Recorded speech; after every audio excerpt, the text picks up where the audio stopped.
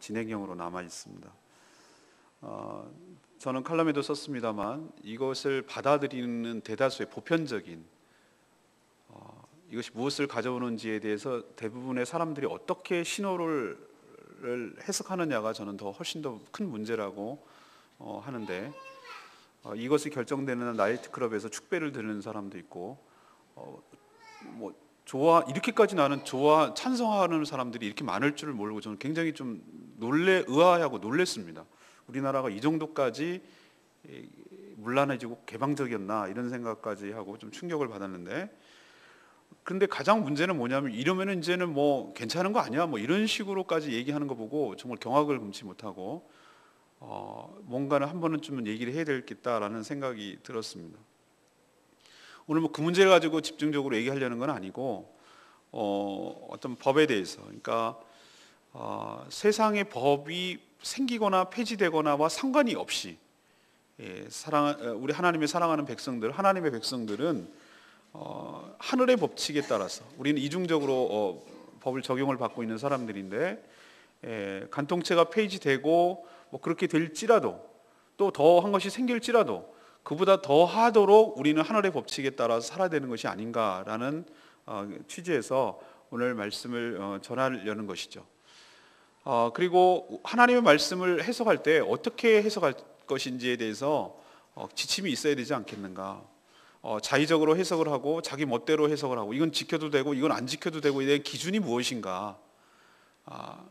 그리고 더 나아가서 구약과 신약의 관계가 어떻게 되는 것인가. 그러면 이 모든 것들을 문자적으로 지켜야 되는 것인가.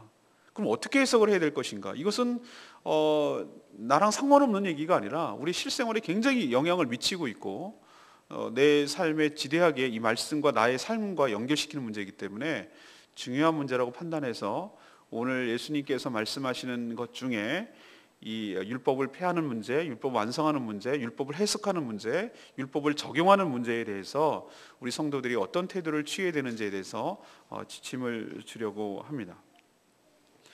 먼저 우리가 알아야 될 것은 성도는 자기 혼자만의 삶이 있는 것이 아니라 예수님이 그 앞에 율법에 대해서 얘기하기 전에 13절에 뭐냐면은 너희는 세상의 소금이니 소금이 만일 그 맛을 잃으면 무엇으로 짜게 하리려 이렇게 말하는 것으로 봐서 이것은 이 문맥과 연결이 있다는 것이죠.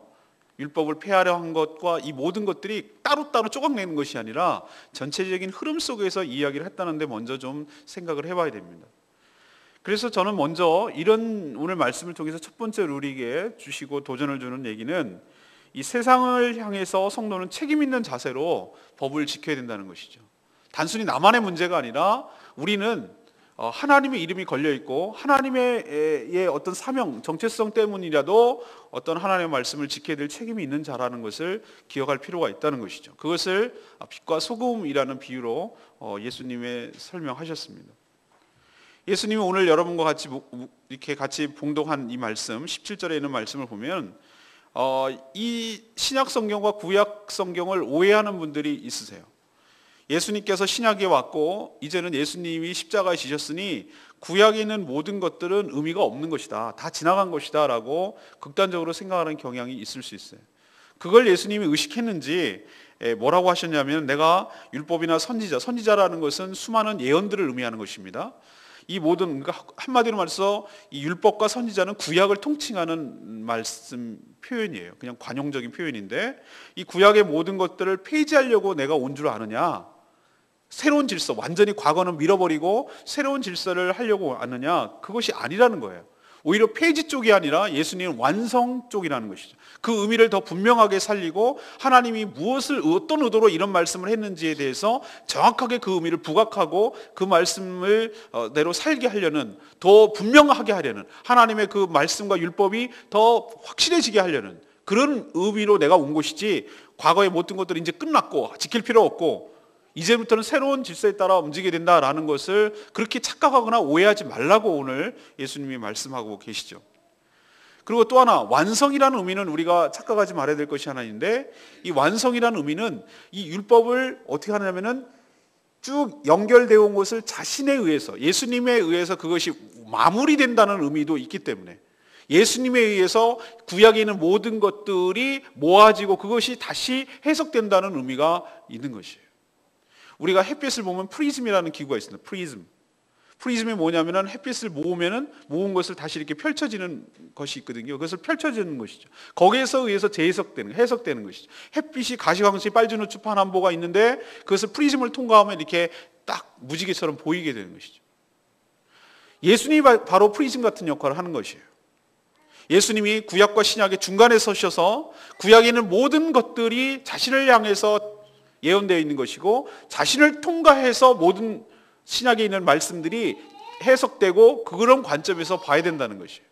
우리도 색안경을 끼고 보지 마라 라고 말하는데 그건 나쁜 의미이지만 색안경을 낀다는 것은 우리는 성경을 그러니까 구약과 신약을 모두를 바라볼 때 어떤 관점에서 바라봐야 되냐면은 예수님이 해석하는 관점에서, 예수님의 관점에서 바라볼 때 우리가 그 율법을 온전하게 되는 것이고 완전하게 그 율법을 지키게 되는 줄로 믿습니다. 그러니까 예수님이 최종 해석자라는 것을 우리가 명심해야 되는 것이죠. 근데 예수님이 그런 분인데 예수님이 우리 성도들을 향해서 뭐라고 얘기하냐면 성도의 정체성에 대해서 얘기를 하는 거예요. 율법과 관계지어서 너희들은 세상의 소금이고 너희들은 세상의 빛이라고 말하는 거예요. 우리가 착한 행실을 해서 빛이 되는 것이 아니고 열심히 방부제 역할을 잘 감당하기 때문에 소금이라고 말하잖아요. 이미 선언적으로 우리가 예수 그리스도를 믿고 거듭나게 됐을 때 성도라는 그 정체성이 이미 빛이며 소금이라는 것을 여러분 기억하시기를 바랍니다. 내가 싫든 좋든 간에 나는 성도가 되는 순간부터 나는 어떤 존재인가? 나는 세상의 빛이고 나는 세상의 소금이라는 거예요.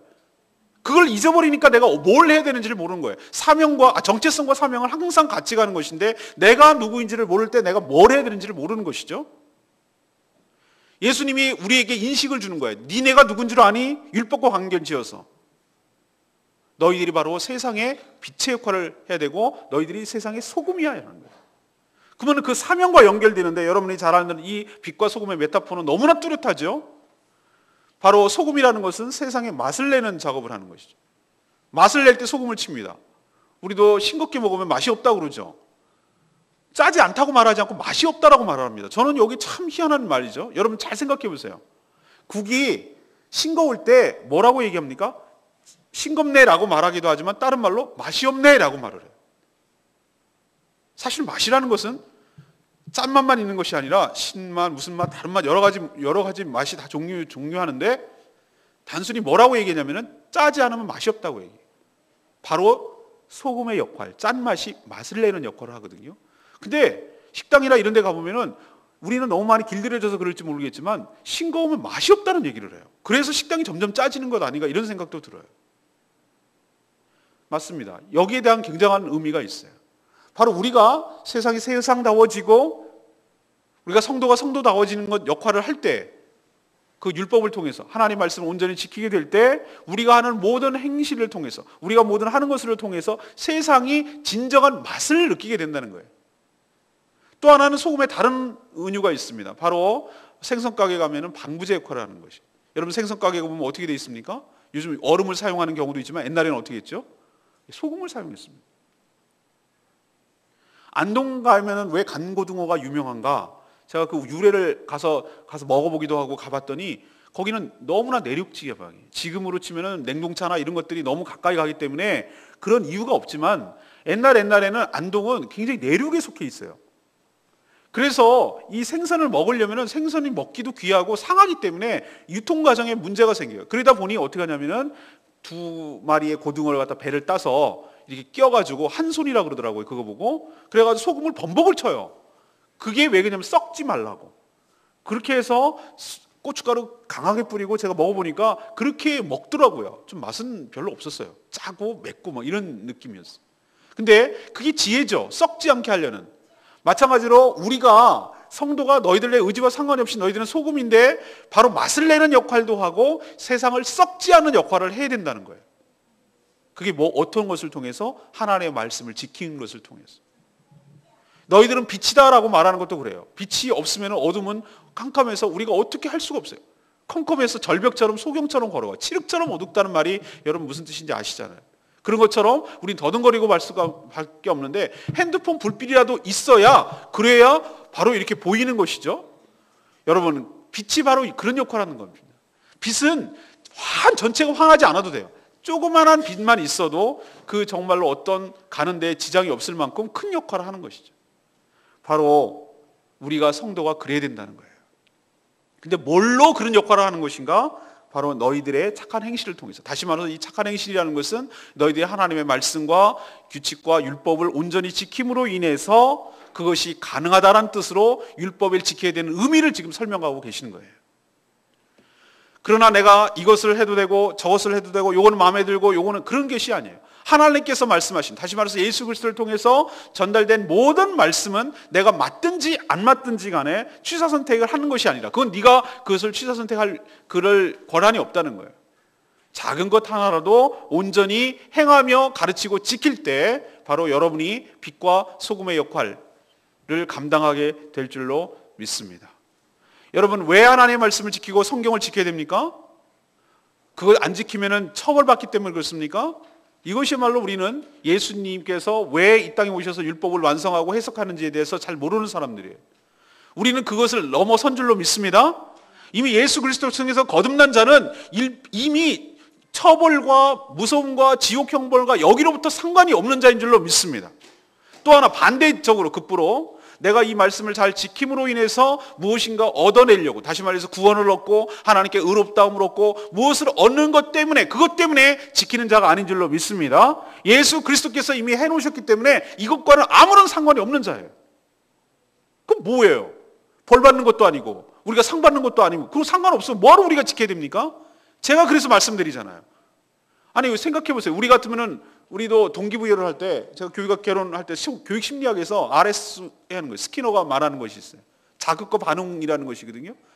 근데 난 거기에서 결정적으로 제일 싫었던 것이 뭐였냐면은 사람을 쥐 취급하는 것이 정말 싫었어요.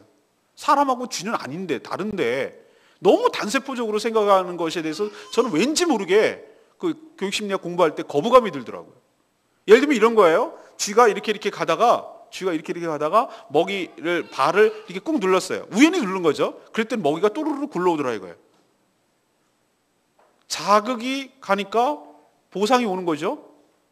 그러니까 이제 계속해서 그걸 누른다 이거예요. 그렇게 해서 그 행동을 강화시킨다고 배웠어요.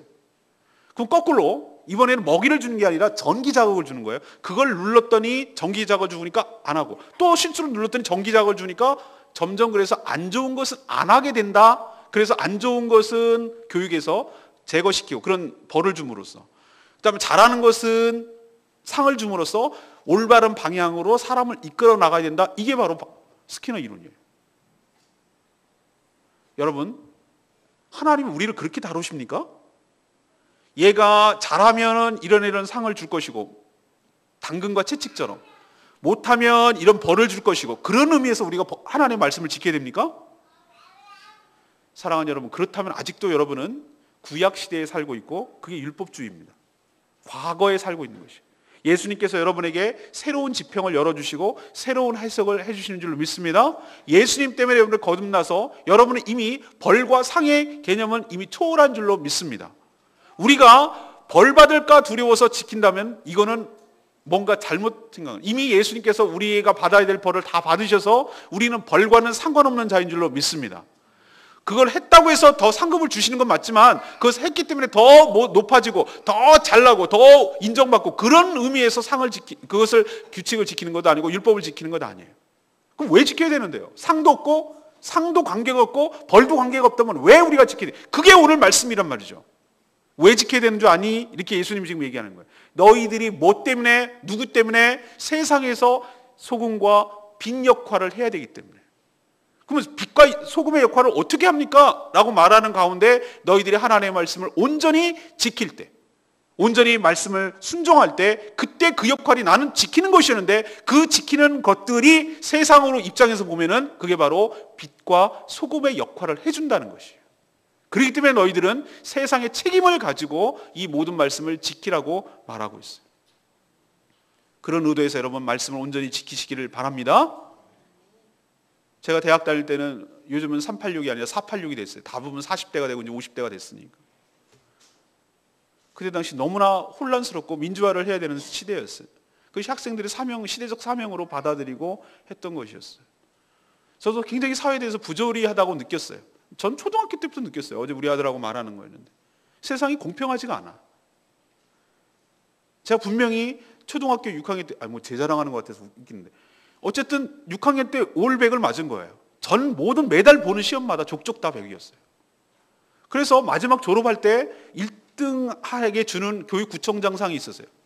요즘으로 치면 교육 뭐죠? 뭐라고 그럽니까 요즘은? 교육청장인가요? 그분 상을 받는 거였어요. 근데 중간에 상이 뒤바뀌었어요. 며칠 졸업을 앞두고. 왜 그러냐면 치맛바람 때문에. 그걸 알고 나서 제가 어린 마음에 6학년이 있는데도 불구하고 세상에 대해서 뭔가 분노가 생기더라고. 이거는 공의롭지가 못하다는 생각을 난 그때부터 한 것 같아요. 중학교에서 고등학교 갈 때도 그때는 우리 뺑뺑이 돌려서 갔는데 너무 송파에 사람들이 많이 몰려가지고 누군가는 딴 학군으로 보내야 되는데 저는 거기서 태어나고 자라고 고향인데도 불구하고 사람이 많다는 이유로 차 노선이 한 번 있다는 이유로 저기 3학군에다 보내는 거예요. 근데 1년 전에 이사 온 애들은 다 8학군에 있었어요. 뭐 제가 8학군에 있으면 더 잘 됐을까라고 얘기하는 것은 너무 웃깁니다만, 그래서 친구들은 경기, 휘문, 영동, 잘못 갔다 그러면 죄송합니다. 동북고등학교. 거기 갔다라고 우리 시대에는 그랬어요. 그때 이후에는 잠실고등학교 뒤에 생긴 학교니까 없었어요. 근데 떡 가보니 그런 애가 있는데 딱 제가 갈 때부터 그 학교에 대해서 애정이 가겠어요? 친구들은 다 이쪽에 있는데 나 혼자 멀리 가야 되는 거예요. 버스 타고. 빨리 대학이나 가자. 여기는 그냥 공부만 하고 학원처럼 생각했어요. 애교심, 애착심이 없어요. 그러면서 뭔가 사회가 불합리하고 부조리하다는 생각 때문에. 그러니까 이런 애들이 대학 가면 뭐 하겠어요? 이거 바꿔야지, 이 세상을.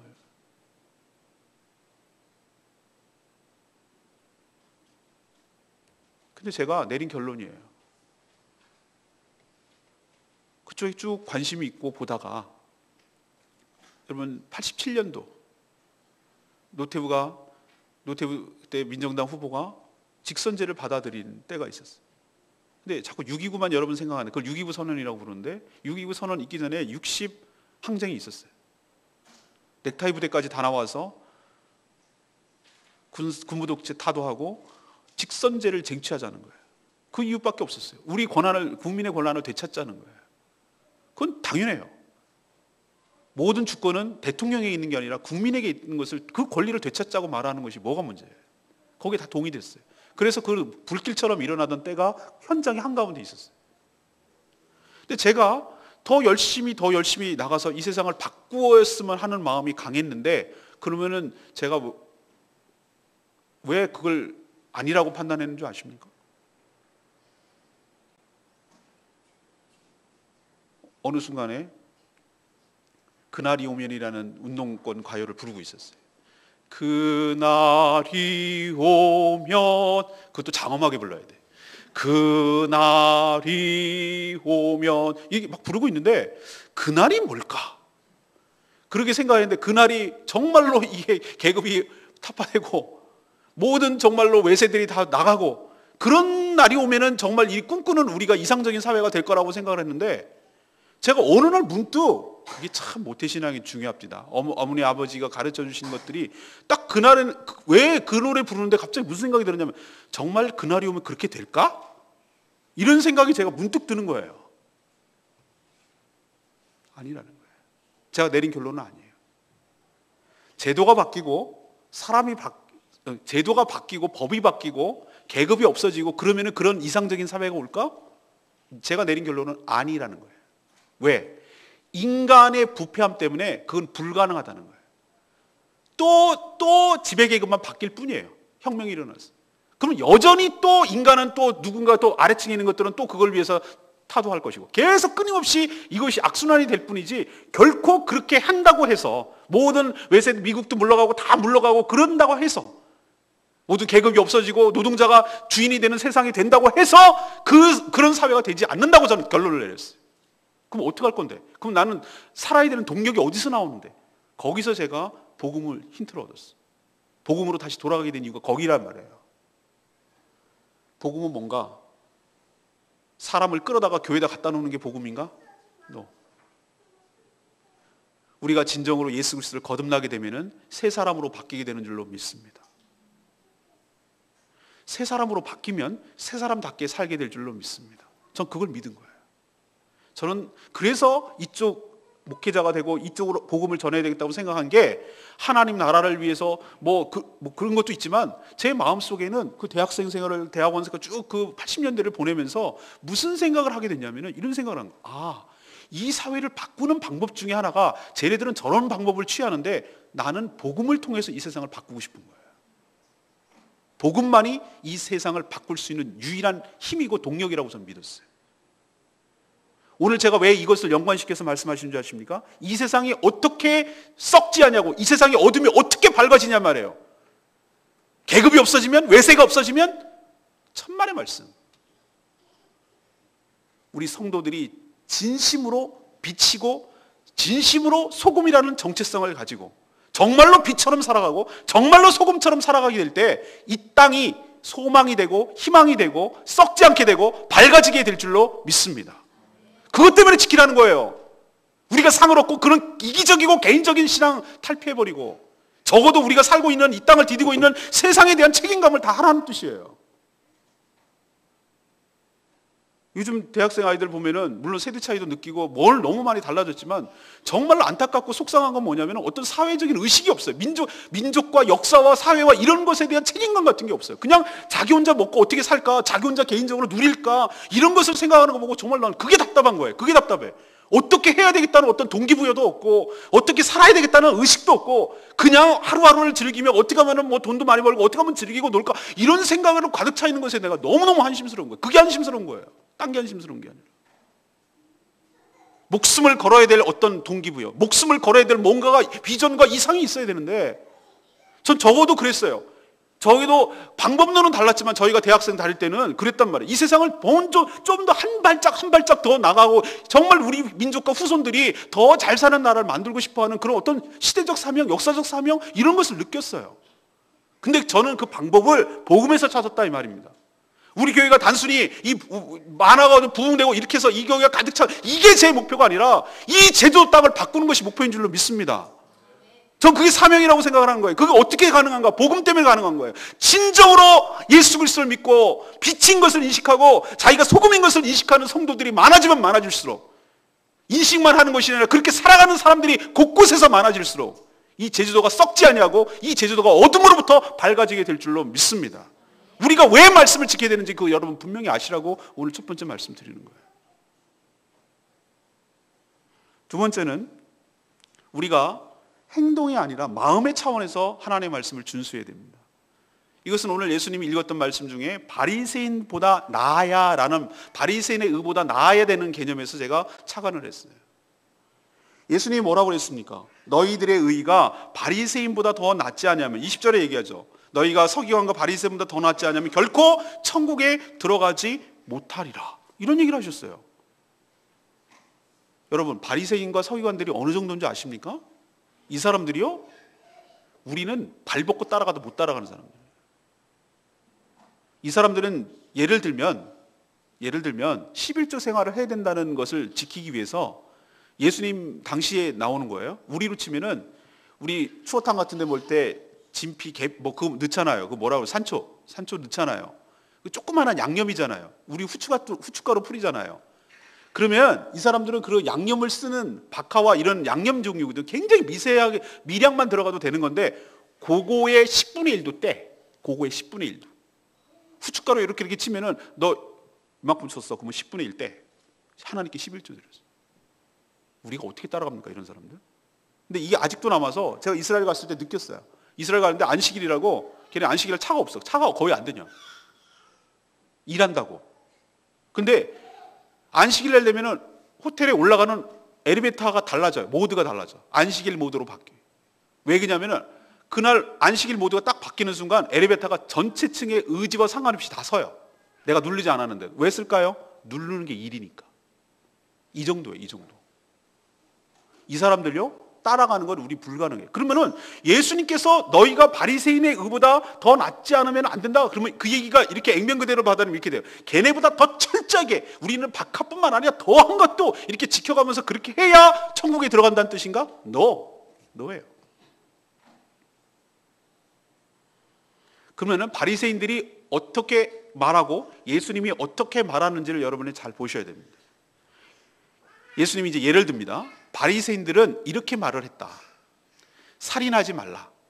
살인하지 않는 것도 굉장한 의로움입니다. 그렇죠?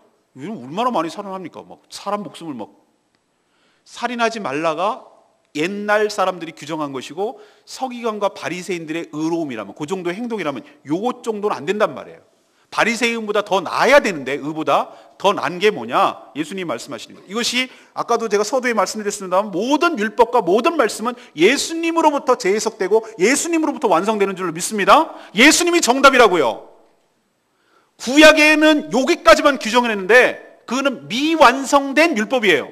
예수님까지 왔을 때 예수님으로부터 최종적으로 완성되고 예수님의 해석과 예수님의 지침이 살인에 관한 최종 지침인 줄로 믿습니다. 그렇게 할 때 우리가 바리새인보다 능가하는 의가 된다는 거예요. 그럼 예수님이 뭐라고 했는데? 살인에 관해서 얘기하는데 너희들 형제나 지체를 노하거나 화내거나 라가, 다시 말해서 바보라고 욕을 하는 것은 너희들은 이미 그 사람을 살인하는 것이니라 라고 살인에 관한 규정을 확대 해석하고 완벽해서 완계를 지어버렸어요. 이게 예수님이 말하는 바리새인보다 더 나은 의란 뜻이에요. 그러면 우리는 여기에 적용을 하면 수없는 살인죄를 짓고 살아요. 그리고 별 의식도 못해요. 이게 무엇을 가져오는지에 대해서 별 생각이 없어요. 근데 여러분 명심하십시오. 예수님의 해석에 의하면 우리가 마음속으로 아니 말로 언어 폭력을 쓰거나 다른 사람을 욕하거나 다른 사람을 비난하거나 다른 사람을 함부로 막아나거나 다른 사람을 정죄하거나 이러는 것은 예수님의 말씀에 의하면 그것은 이퀄 살인이에요.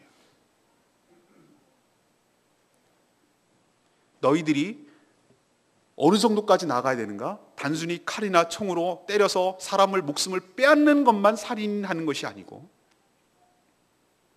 너희 지체들, 형제들을 향해서 정죄하거나 욕하거나 함부로 말하는 것도 그것이 살인에 해당되니 너희들의 의로움은 이것까지 하지 않도록 너희들이 조심해야 될 줄로 안다. 이것이 바로 예수님의 새로운 해석이에요. 이런 해석을 지금 샘플로 더 몇 개 줍니다.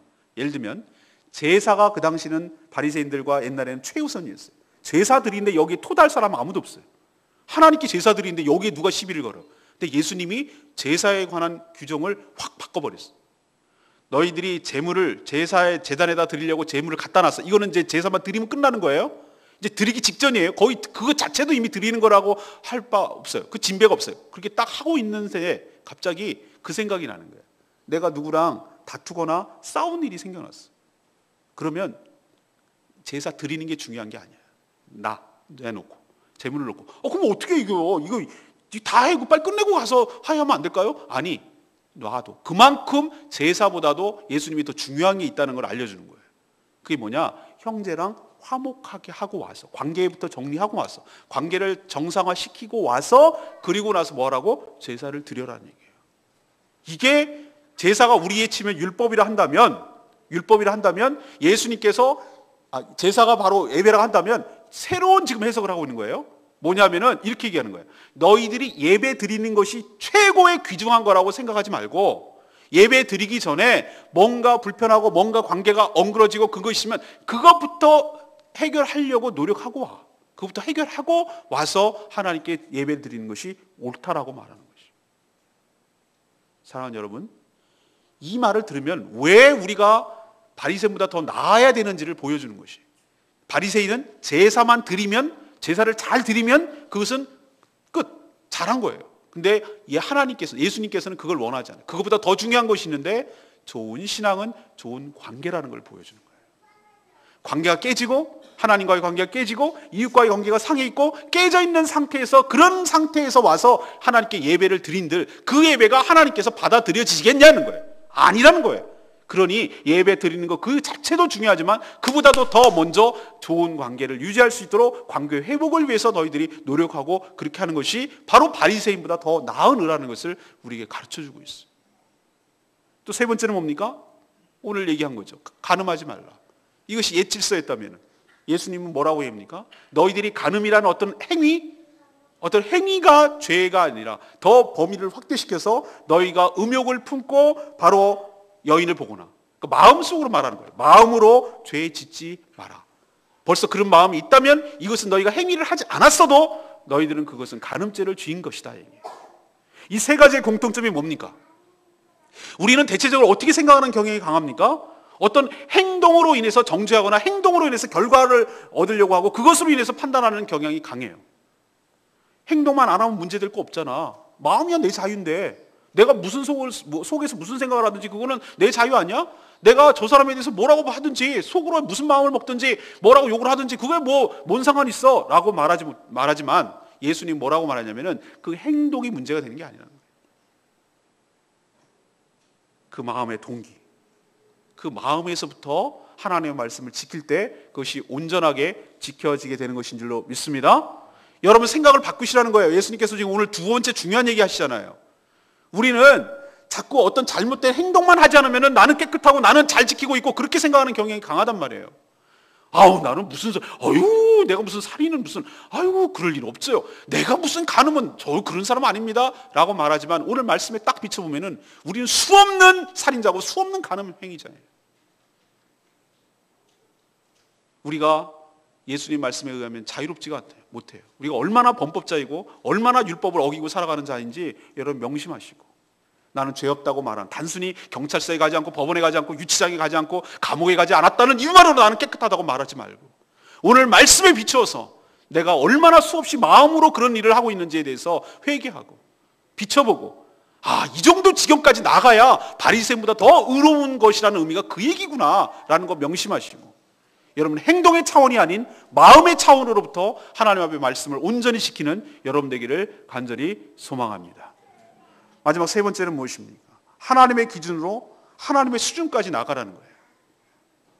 예수님 오늘 뭐라고 얘기했습니까? 부모를 닮아간다 했죠. 그렇게 행하면 바로 너희들이 하나님의 아들이 되리니 라는 말씀을 했어요. 45절에 나옵니다. 이같이 한즉 하늘에 계신 너희 아버지의 아들이 되리니. 우리가 자녀들은 자연스럽게 부모를 닮아갑니다.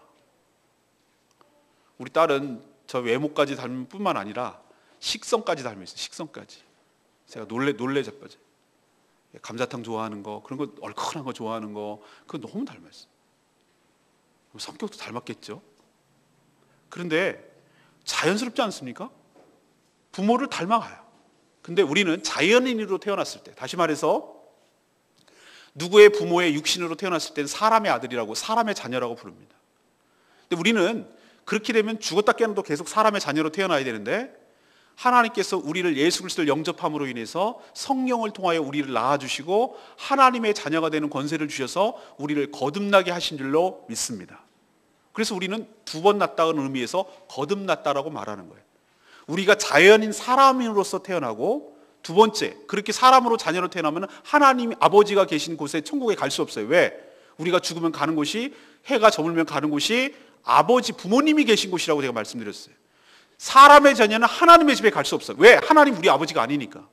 근데 우리가 갈 수 있는 방법 딱 한 가지예요. 우리가 하나님의 자녀가 되면 천국에 갈 줄로 믿습니다. 자녀가 되는 방법 딱 한 가지밖에 없어요. 하나님께서 단순하게 제시하셨어요. 예수 그리스도의 이름을 믿는 자, 그를 영접하는 자는 하나님의 자녀가 되는 권세를 주셨으니 혈통으로나 육적으로나 사람의 뜻으로 되지 아니하고 오직 성령으로 된다고 말씀하셨어요. 그래서 우리는 거듭나서 하나님이 우리 아버지가 된 줄로 믿습니다. 그러면 내 의지와 상관이 없이 우리 딸이 내 자녀라서 닮아 있는 모습과 닮아가듯이 우리는 거듭난 순간 우리 의지와 상관이 없이 누구를 닮아가야 되냐면은 바로 하나님 아버지를 닮아가야 될 줄로 믿습니다. 그러면 하나님 아버지를 닮아가는 방법이 뭐냐? 너희들이 이같이 행하면 하나님의 아들이라고 일컬음을 받게 될 것이다. 다시 말해서 하나님의 말씀, 하나님의 원하시는 규칙, 하나님이 제시한 말씀을 온전히 순종하고 그것을 지켜 행할 때, 그 지키는 자체가 순종이지만 그것이 어떤 효과를 가져오는가? 바로 하나님 아버지를 점점 닮아가는 은혜가 우리 가운데 있게 될 줄로 믿습니다. 이게 바로 하나님의 온전하시까지 너희가 온전하라고 말하는 거예요. 그럼 옛날 사람들은 어떻게 했는데요? 헛맹세하지 말고 맹세한 것은 지켜라. 서운한 것은 네가 해로울지라도 지키라. 이게 바로 너희들이 옛날 수준이었으나 바로 인간으로 살 때의 수준. 이것만 지켜도 대단한 것이었으나 난 너에게 말한다. 하나님의 자녀가 된 너희들에게 말한다는 뜻이에요. 너희들 맹세도 하지 마. 지키지도 못할 맹세. 너희들이 뭔데 앞날을 장담할 수 있다는 거예요. 너희들이 뭔데 앞으로 어떻게 될 것인지 큰 소리 칠 수 있냐는 거예요. 뭘 근거로 네가 그걸 행할 수 있다고 결심하고 그걸 장담하냐 말이에요. 네가 하나님이냐는 거예요. 맹세 자체를 하지 말래요. 하나님 예수님께서. 내가 손에 장을 지진다. 하늘 땅 이러면서 우리 맹세하잖아요. 하나님의 이름을 두고 맹세한다. 이런 말조차도 하지 말라는 거예요. 너희들이 그럴 자가 아니라는 거예요. 예수님이 지금 새로운 해석을 내려놓고 있어요. 대신에 뭐를 하라고 그러냐면은 옳은 것은 옳다고 하고 그른 것은 그르다라고 얘기하라는 거예요. 그런 반응을 하고 그런 용기 있는 삶을 살아라는 거예요. 이렇게 살기도 어려운 세상이에요. 우리는요, 옳은 것을 그르다고 하는 세상이에요. 정말 둔갑을 해가지고 희한하게도 분명히 옳은 말을 했는데 저쪽에서는 그른 말이라고 받아들이는 거예요. 전 분명히 그른 말인데 옳은 말이라고 우기는 거예요. 이런 세상에 우리는 살고 있어요. 여러분, 하나님의 말씀에 비춰봤을 때 우리는 이렇게 사는 것도 굉장한 용기와 굉장한 믿음이 필요합니다. 옳은 것을 옳다고 말하고 그른 것을 그르다고 말하고 이것이 여기서 지난 것은 다 죄인이라. 죄에서 나옵니다. 사랑하는 여러분, 우리 맹세하지 맙시다. 우리가 앞날을 장담할 수도 없고 우리가 그 말한 대로 살 능력이 있는 자들이 아니에요. 하나님께서 우리의 발걸음을 인도하신 줄 믿습니다. 우리가 생각할 때도 그 발걸음을 인도하시는 분은 여호와 하나님이세요. 근데 뭘 근거로 내가 큰 소리치고 장담합니까? 내가 내일 뭐 해야 되겠다고 뭐 합니까? 그 상인 얘기 여러분 잘 아시잖아요. 내일 오늘 어디 가가지고 1년 동안 머물면서 뭘 어떻게 취하자. 너희들이 허탄한 자, 내일을 알지 못하는 너희들이 아침 안개와 같이 사라지는 자들이 아니냐고. 선을 알고도 행할 줄 모르는 자는 바로 죄인이라. 그 선이 바로 무엇입니까? 장담하는 거. 내일이 하나님 손에 달려있는데 큰 소리 치면서 자기가 어떻게 하겠다고 큰 소리 치면서 맹세하는 그게 바로 죄라고 말하지 않습니까? 우리 인생은 하나님 손에 달려있는 줄로 믿습니다. 여러분, 저는 여러분 내 의지로 내가 했다면 여기 없어요. 제주도 올 마음이 전혀 없었으니까. 그러나 우리 인생이 한치 알 수 없고 하나님의 선하심이 여러분의 삶을 이끌어가고 여러분의 주인은 여러분이 아니라 하나님이신 줄로 믿습니다. 그러니까 하나님이 하시면 하는 것만큼만 순종하겠다고 말하는 게 옳지, 그런 태도가 옳지, 내가 뭔데 이렇게 하고 있다 저렇게 하겠다 말하냐 말이에요. 그건 잘못된 태도라는 거예요. 그 대신에 옳은 것을 옳다, 그른 것을 그르다라고 말할 수 있는, 옳은 것을 옳은 것이라고 말할 수 있는, 아닌 것은 아니라고 말할 수 있는, 그것이 바로 올바른 태도라고, 우리에게 그게 하나님의 온전한 시까지 나가는 거라고, 하나님의 자녀다운 삶이라고 오늘 얘기하고 있는 거예요. 두 번째 샘플은 들은 게 뭡니까? 당한 만큼 갚아주라는, 이 동해보복복이거든요. 이에는 이, 눈에는 눈, 이것이 그래요. 여러분 그 옛날에 읽었던 게 지금 생각이 안 나요. 베니스의 상인인가요? 만약에 잘못을 했으면 그 살을 그만큼 도려내는 거 있잖아요. 근데 그게 어떻게 해서 결말이 납니까? 더도 말고 1mg이나 1g이라도 더 하면 그걸 도로 자기 살을 잘라내야 돼요. 만약에 그런 식으로 치면 얼마나 더 예민하게, 불가능한 얘기죠. 그만큼을 갖다가 그거 한다는 얘기 불가능하잖아요. 근데 이 말씀을 주신 취지는 뭐냐면은 그 이상을 보복하지 말라는 뜻이거든요. 그 이상을 보복하지 마라. 예를 들면은 이에는 이, 눈에는 눈이라는 얘기는 이에는 이로만 보복하고 눈에는 눈으로만 보복하지 거기에 플러스 알파를 하거나 두 배 더블을 하거나 이러지 말라는 하나님의 진짜 의도예요. 그 이상을 보복하지 마라. 우리는 근데 당하면 어떻게 합니까? 당한 만큼 갚습니까? 아니요. 당한 거에다 플러스 알파를 하죠. 이게 사람의 자녀일 때 행했던 규칙이었어요. 근데 예수님이 뭐라고 하는지 아시죠? 옛날에는 그렇게 했지만 그렇게 하지 마라. 그 대적자들을 대적하지 말고 선으로서 악을 이기라. 이게 이기는 방법이라는 거예요. 원수가 줄이거든 줘라 먹을 거. 네 옷 가지려고 그러거든 속옷까지 줘라. 네가 강제로 너를 오리를 끌고 가려고 하거든 같이 심리를 가져라. 그렇게 하는 게 바보입니까? 라고 말하는데 그게 이기는 것이라는 거예요. 제가 아침 기도에 설명했지만 악순환의 고리를 끊어내는 작업이에요. 계속 그런 식으로 나도 똑같이 보복하면 그 보복이 어느 순간에는 다시 칼날이 돼 부메랑이 돼서 나를 치고 있어요. 그건 해결점이 아니라는 거예요.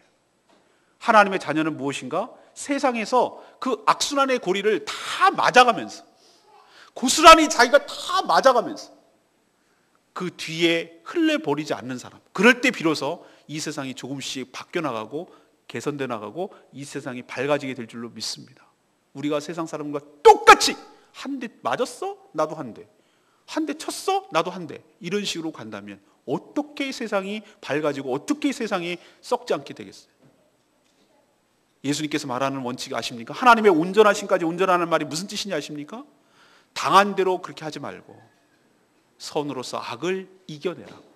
그렇게 될 때 비로소 하나님의 온전하심까지 나가게 되는 줄로 믿습니다. 하나님께서 그렇게 하셨어요. 우리가 원수되었을 때 자기 아들을 보내주셔서 자기의 사랑을, 우리를 향한 하나님의 사랑을 확증하신 줄로 믿습니다. 그러니 너희들도 하나님처럼, 너희가 하나님을 닮아간다면, 하나님의 자녀라면 당한 대로 갚지 말고 바보같이 보일 거예요. 세상 사람들이 보면 저기 벨도 없나, 자존심도 없나, 저 미쳤나, 저는 저 바보야, 저 바보, 이렇게 보일지라도 여러분, 우리가 바보가 아니라 하나님의 자녀이고 예수님께서 그렇게 말씀하셨기 때문에 따라가는 자들이지, 오히려 더 성숙한 자들이고 하나님의 자녀라는 뚜렷한 증거이지 바보라서 그러는 거 아니에요. 하나님께서 그것들을 진심으로 하시고 갚아주시고 회복시켜 주실 줄로 믿습니다. 마지막은 뭡니까? 이웃 사랑하는 거, 원수를 사랑하는 거. 이게 옛날 원수를 미워하고 이웃을 사랑하라는 것이 옛날 원칙이었어요. 근데 예수님 뭐라고 합니까? 원수를 사랑하고 그를 위해서 기도해 주라. 기도가 나옵니까? 근데 기도해 주라는 거, 축복해 주라는 거. 세상의 원칙은 뭐죠?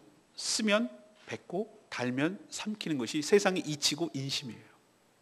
근데 성도도 똑같이 그렇게 살면 뭐가 성도와 하나님의 자녀라는 성도가 세상 사람과 다를 게 뭐가 있냐는 거예요.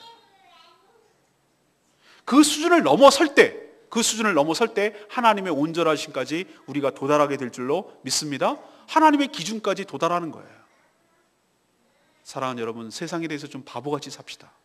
손해보는 것이 이기는 것이고, 지는 것이 이기는 것이고, 당하는 것이 이기는 것이고, 조금 바보같이 사는 것이 이기는 것이고, 그게 바로 하나님의 자녀답게 살아가는 줄로 믿습니다. 세상은 더 영악해서 당한 만큼 되갚고 한 만큼 얻어내려고 하고, 이런 것이 세상이라면 우리가 하나님의 자녀라는 것이 뭐가 다르냐 이 말이에요. 하나님의 온전하심까지 우리가 온전해지는 역사가 있게 되기를 간절히 바랍니다. 오늘 결론 말씀은 이겁니다. 저는 오늘 세 가지 말씀을 드리는데, 저는 여러분도 그렇고 저도 그렇고 똑같은 마음이 들 거라고 생각해요. 아니, 이걸 나보고 어떡하라는 거야? 이게 말이 돼, 이게? 나를 완전히 바보 만드시네. 그건 알겠는데 목사님은 너무 현실을 모른다는 거예요. 실제로 살다 보면은 이게 이렇게 살 수가 없어요. 그럼 완전 당해요. 바보 취급당해요. 세상이 얼마나 휙휙 돌아가는데 되쳐야 돼요. 그래야 날 무시 안 당한다니까요. 이렇게 여러분 반응할 수도 있어요. 너무 이상적인 거, 아이디어라는 건 아니냐고. 알아요. 하나님께서 우리가 그렇게 우리 힘으로 살 수 없다는 거 잘 알아요. 이게 불가능하다는 거 너무 잘 알아요. 하나님께서 우리 힘으로 하면 이렇게 살 수가 없어요. 저도 알아요. 그러나 우리 안에 계신 성령께서, 또 성령이 있기 전에 예수 그리스도를 통해서 우리가 의롭게 된 줄로 믿습니다. 예수님께서 왜 이것이 가능한 것처럼 얘기를 했냐면은 자신이 십자가를 통해서 이루어질 의로움 때문에, 바리새인보다 더 나아야 된다는 말하는 그 의로움이 인간들로서는 이룰 수 없다는 걸 알기 때문에 예수 그리스도께서 십자가를 지심으로 우리의 모든 죄값을 다 받으시고, 그렇게 함으로 인해서 우리가 완성하지 못할, 우리가 이루지 못할 것을 예수님이 율법을 다 지키심으로 그 의로움을, 율법의 의로움을 다 만족시키고 성취시켜서 그 성취시킨 의로움을 우리에게 전가시키고 덧입혀 주시고 더 씌워주셔서 우리가 의로운 자가 된 줄로 믿습니다. 그 의로움 때문에 우리가 거듭나게 되었고 우리 안에 성령이 계신 줄로 믿습니다. 어떻게 가능하냐고요? 우리 힘으로 하면 안 되죠. 나는 죽고 나의 자아는 십자가에 못 박아 죽고 내 안에 예수 그리스도가 살 때 그것이 가능한 줄로 믿습니다. 내가 십자가에 못 박혔다고 그랬잖아요. 나는 이제 내가 사는 것이 아니라고 말하잖아요. 내 안에 예수 그리스도가 사는 줄로 믿습니다. 내가 살아있다는 증거는 뭔지 아십니까? 내 자아가 살아있는 것이, 내가 살아있는 것이. 자아요? 어떻게 알 수 있냐고요? 찔러보면 알아요. 자존심을 건드려보면 그 사람이 자아가 살아있는지 안 살아있는지 알아요. 자아가 살아있는 사람요, 자존심만 살짝 건드리면 폭발함이 일어납니다. 날 건드렸어? 부글부글합니다. 그러나 자아가 십자가에 못 박아 죽은 사람은 야, 그런 소리 듣고도 어떻게 가만히 있냐 너는? 넌 벨도 없냐? 넌 자존심도 없냐? 너 바보냐? 이렇게 말할 것처럼 보일 정도로 찔러도 가만히 있고 멍청하게 가만히 있는 거예요. 그렇게 될 때 자아가 십자가에 못 박아 죽은 줄로 믿습니다. 펄펄 뛰고 똑같이 하면 그게 자아가 살아있는 것이에요. 사랑하는 여러분, 우리가 할 수 없는 그것을 하나님이신 성령님이 우리를 장악하시고 우리의 삶을 주장하셔서 이렇게 가능하도록 인도하여 주실 줄로 믿으니, 여러분 불가능하다고 생각하지 마시고 늘 자기를 죽이고 순종함으로 섬김으로 자기 자아를 죽이고 말씀에 자기를 꺾고 기도함으로 자기 의지를 꺾고, 기도가 자기의 소원 성취를 하는 작업을 하는 것이 아니라 기도 시간은 자기를 꺾는 작업이에요. 꺾는 작업. 그래서 기도가 힘들고 어려운 거예요. 나도 또 막 성질을 내고 싶고 나도 되치고 싶고 나도 똑같이 갚아주고 싶어요. 그게 내 자아예요. 근데 그 자아를 죽이는 작업이 기도하는 작업이에요. 얼마나 힘든지 몰라요. 몸부림을 쳐야 돼. 몸부림을 쳐야 돼. 내가 죽기가 얼마나, 안 죽으려고 하는 내 자아를 죽이기까지 얼마나 힘든지 몰라요. 그래서 기도 시간이 필요한 거예요. 우리가 왜 기도가 필요한가? 내 자아를 죽이는 작업이 필요하거든요. 나도 똑같이 보복하고 싶어. 나도 똑같이 되치고 싶어. 나도 할 말이 너무 많아. 그런데 그렇게 하지 않는 거예요. 그래야 십자가에 굴복하는 거예요. 그럴 때 내 자아가 죽을 때 내 안에 예수가 살게 될 줄로 믿습니다. 내 자아가 다 죽을 때 내 모습 속에서 예수의 모습이 나타나게 될 줄로 믿습니다.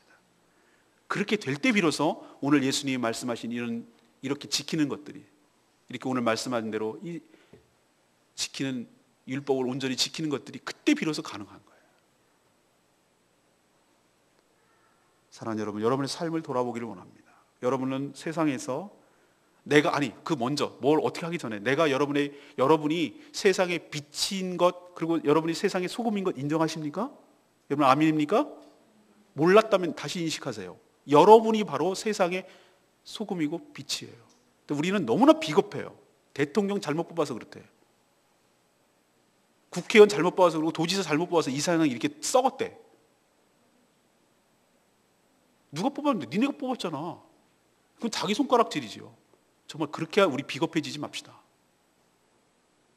법조계가 썩어서 그렇대. 정치권이 썩어서 그렇대. 경영하는 사람들이, 이 재벌이, 회사가 썩어서 그렇대. 좀 제발 좀 그러지 마요. 안 믿는 사람들은 그렇게 말할 수 있어요. 그러나 우리 믿는 사람들은 내가 빛이고 내가 소금인 것을 놓치고 그렇게 살지 않기 때문에 세상이 썩은 겁니다. 바닷물에 3%의 소금만 있으면 바다가 짜요.